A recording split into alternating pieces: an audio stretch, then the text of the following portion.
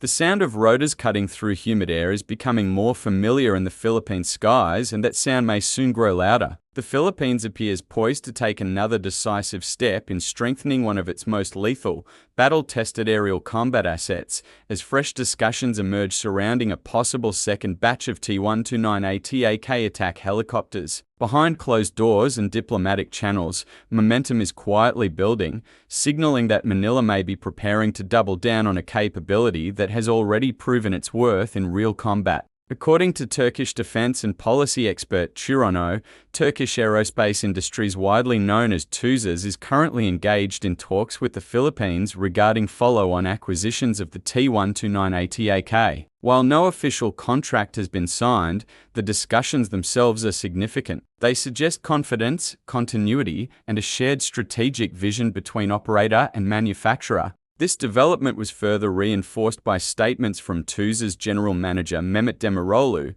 who revealed that more than 100 T129 ATAK helicopters have already been produced, with 96 units delivered to customers so far. Demirolu emphasized that bidding activities remain active and that TUSAŞ is continuing to engage existing operators for potential follow-on orders, specifically mentioning the Philippines and Nigeria. For Manila, this places the country in a uniquely influential position. As one of the earliest export customers of the T129 ATAK, the Philippines is no longer just a buyer, it is now a combat-proven reference operator. The operational feedback generated by Philippine missions is helping shape the platform's global credibility and long-term relevance. The Philippine Air Force currently operates 6 T129 ATAK helicopters, acquired as part of a long-standing effort to field a true, purpose-built attack helicopter capability. This decision was not made lightly. For years, the armed forces of the Philippines relied heavily on armed utility helicopters and fixed-wing aircraft to fill the close air support role. While effective to a degree,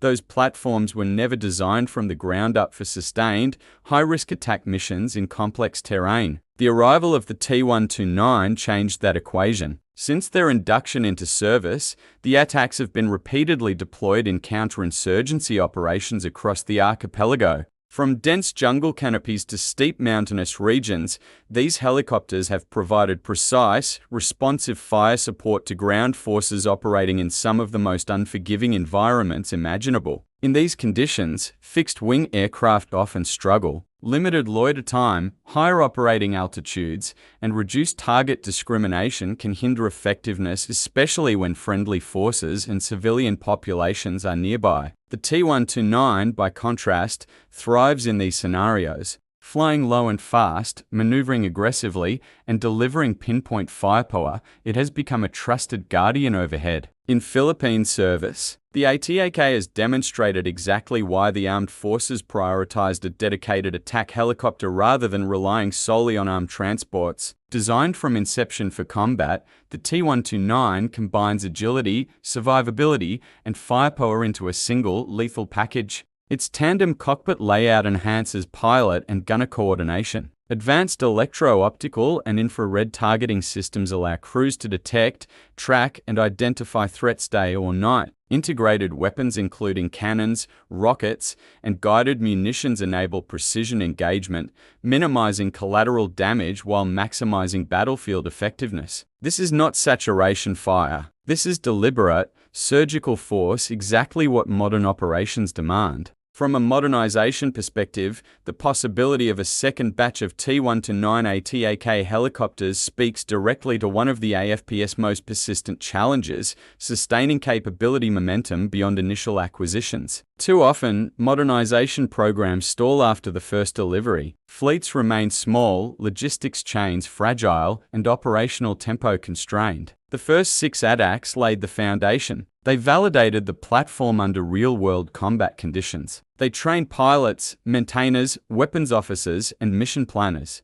They built doctrine, confidence, and institutional knowledge. But 6 aircraft can only do so much. With a fleet that small, availability becomes a constant concern. Maintenance cycles, training requirements, and operational deployments all compete for limited airframes. A single extended downtime period can significantly reduce combat-ready numbers. A follow-on order would change the equation dramatically. Expanding the fleet would improve availability and redundancy. It would reduce strain on individual airframes and crews. It would allow the Philippine Air Force to maintain continuous readiness across multiple regions simultaneously, an increasingly important requirement as internal security operations persist alongside emerging external defense considerations. Fleet size matters. With a larger number of ATAKs, the PAF could conduct more advanced tactical operations. Paired and multi-ship attack profiles, mutual support maneuvers, and layered engagements all become feasible. These tactics do not just increase firepower, they significantly enhance survivability and mission success.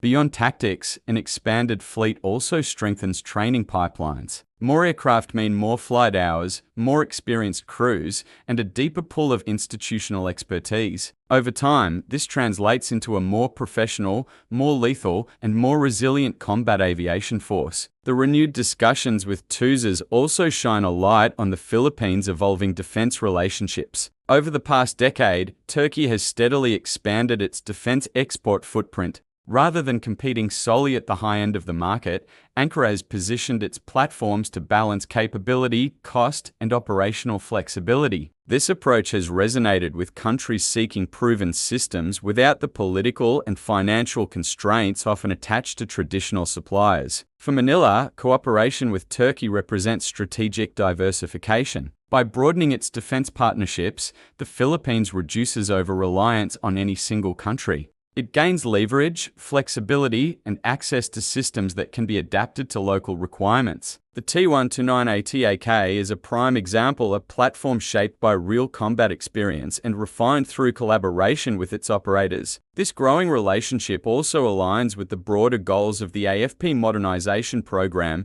building a force that is credible, adaptable, and capable of responding to a wide spectrum of threats. It is important to emphasize that, as of now, these discussions do not confirm a finalized procurement. No contract has been signed. No delivery schedule has been announced. But intent matters. In defense planning, follow-on acquisitions are often the clearest signal that a system has met or exceeded expectations in real-world service. They indicate satisfaction not just on paper, but in combat. If realized, a second batch of T129 ATAK helicopters would mark a significant milestone in the Philippine Air Force's modernization journey. It would reinforce close air support capabilities. It would deepen integration with ground forces. It would enhance joint operations across the archipelago. More importantly, it would contribute to a more resilient national defense posture, one capable of responding swiftly and decisively to both internal and external challenges. As the months ahead unfold,